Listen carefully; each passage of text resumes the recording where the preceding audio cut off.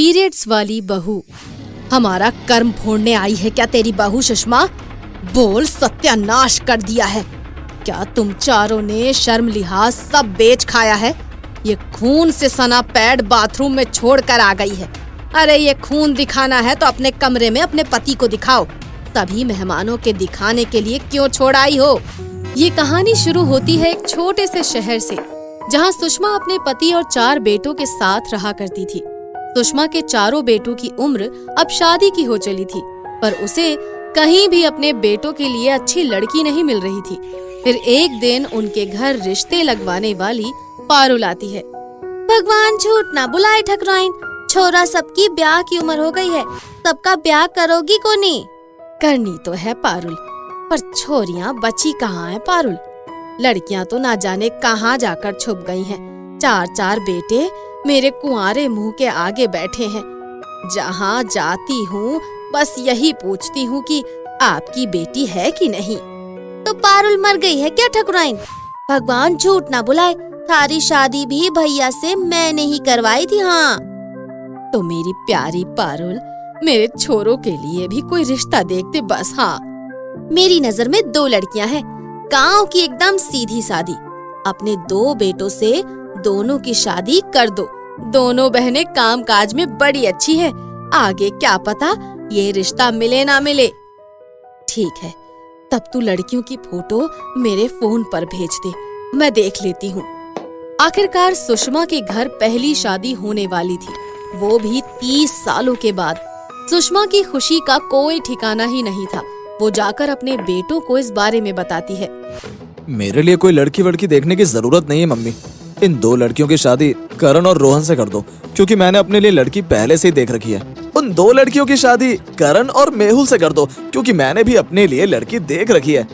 ये तो बड़ा अच्छा हुआ, अब तुम दोनों ने अपने अपने लिए लड़की देख ही रखी है, और करण और मेहुल के लिए भी लड़की मैंने देख ली है।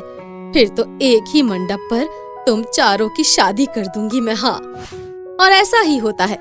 सुषमा करण और मेहुल की शादी गांव की 2 बहनों से करवा देती है, और रोहन और रोहित की शादी उनकी मर्जी के हिसाब से शहर की लड़कियों से करवा देती है, वो भी एक ही मंडप पर।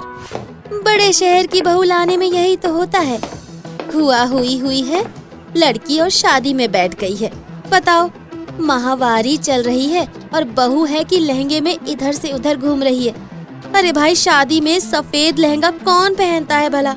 डीजे बड़े ही मॉडर्न ख्यालों की लड़की थी।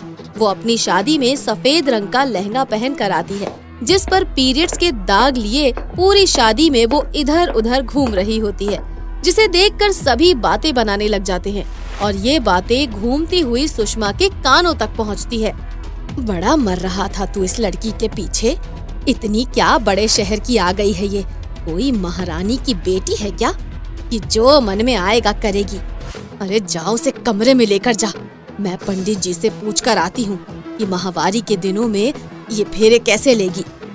सुषमा पंडित जी से उपाय पूछती है, और किसी तरह झगड़ा झंझट ताने बाने के साथ उसके 4 बेटों का विवाह संपन्न हो जाता है। अपनी शादी की रस्मों के तुरंत बाद डेजी पैर पसारे हाथ में रिमोट लिए टीवी देख रही होती है।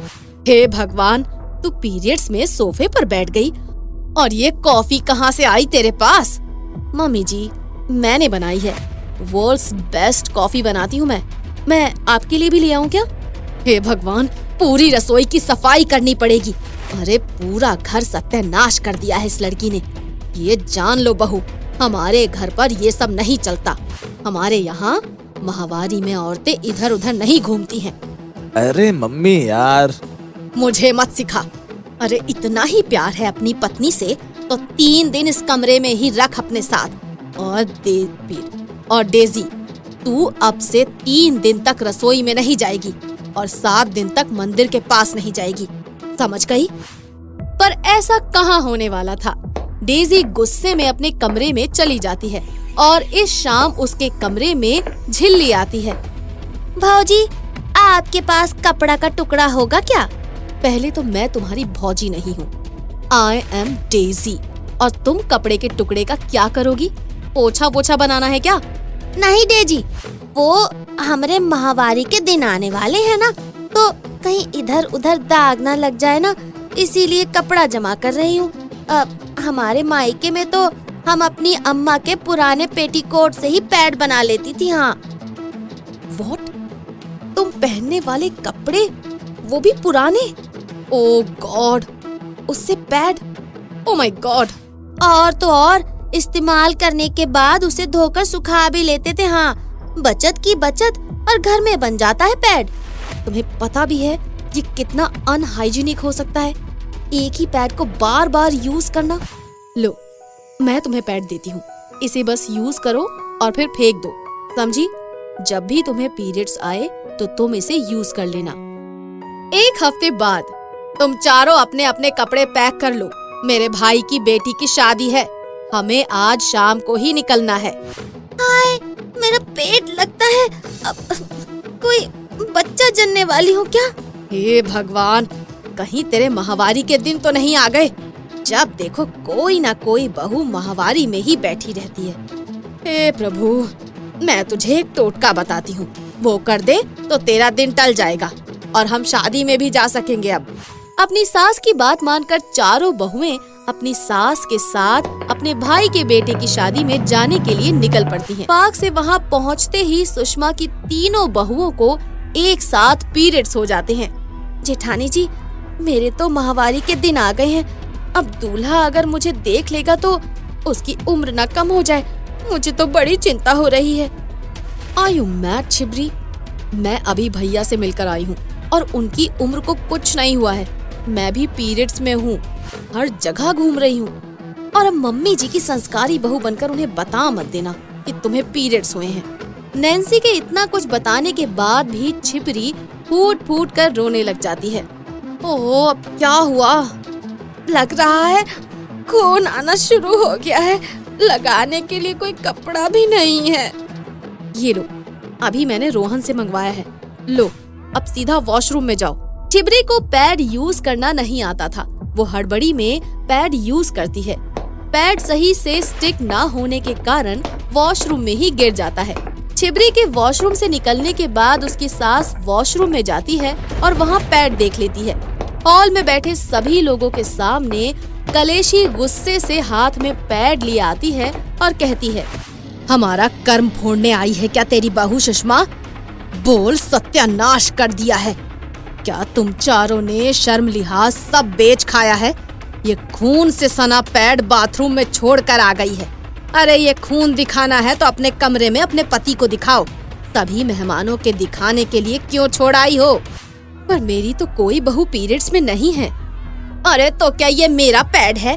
20 साल पहले ही मेरी माहवारी बंद हो गई है, मुझसे पहले तेरी बहू ही वॉशरूम में थी। ये सुनते ही छिबरी फूट फूट कर रोने लग जाती है और डर से कांपने लग जाती है। देख ले, तेरी बहू फूट फूट कर कैसे रो रही है और तुझे अभी भी शक है कि वो माहवारी में नहीं है। फिर तो पीरियड्स में मैं भी हूँ और झिल्ली भी है, तो क्या हो गया? कोई भूकंप आ गया क्या? नहीं आता उसे पैड यूज करना तो छूट गया पैड बाथरूम में, और वहाँ कोई उसे देखे उसके पहले तो आप अपने हाथों में दस्ताना पहनकर किसी बैनर की तरह उसे पूरे घर में दिखाती हुई आई हैं। तब कहाँ गई आपकी इज्जत मम्मी जी?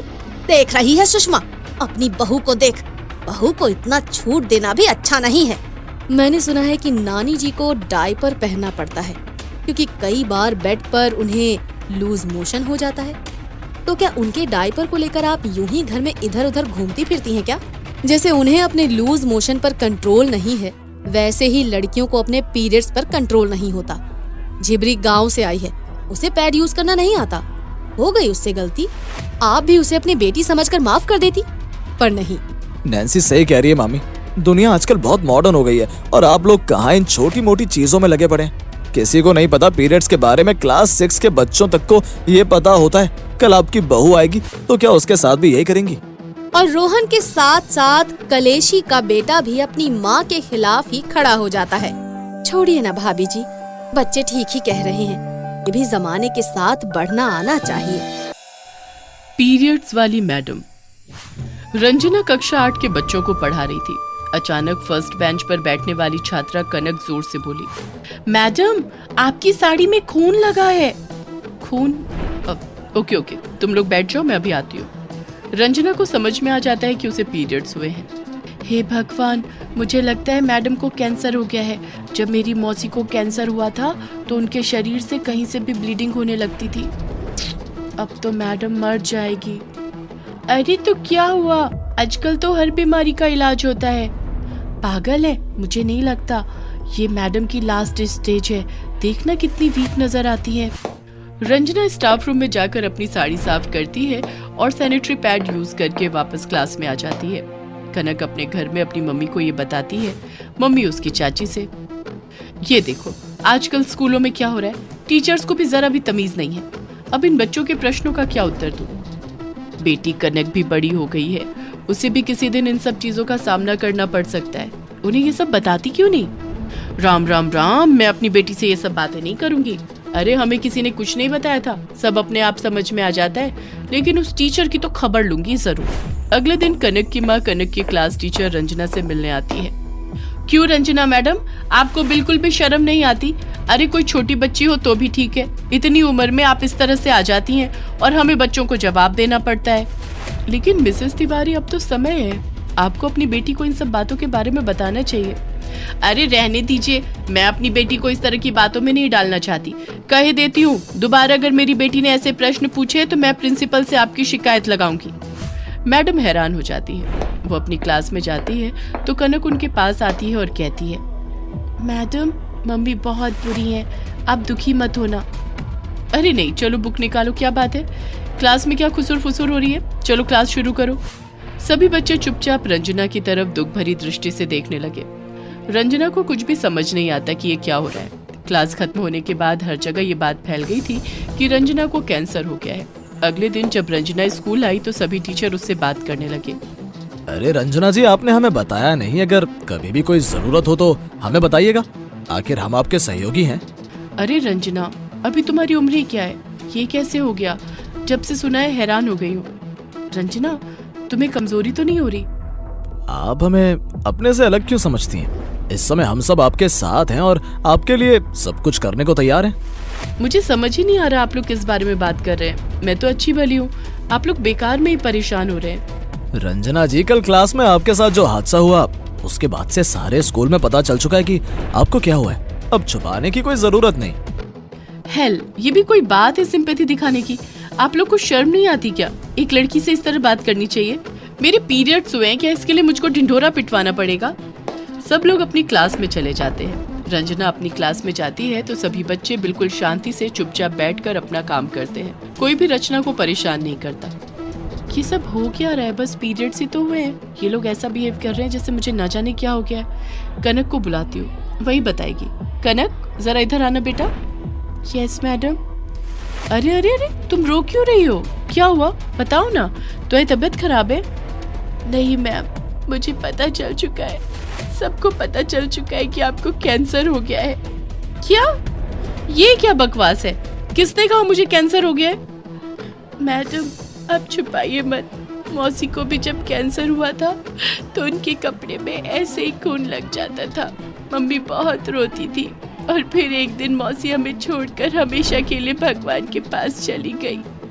तो ये बात है, यानी कि पूरे स्कूल में तुमने सबको बताया है कि मुझे कैंसर हो गया और मैं मरने वाली हूँ। देखो कनक, मुझे ऐसा कुछ नहीं हुआ है, ये पीरियड्स हैं और ये हर लड़की को होते हैं। नहीं मैम, हमें तो नहीं होते, क्लास में किसी को भी नहीं होते।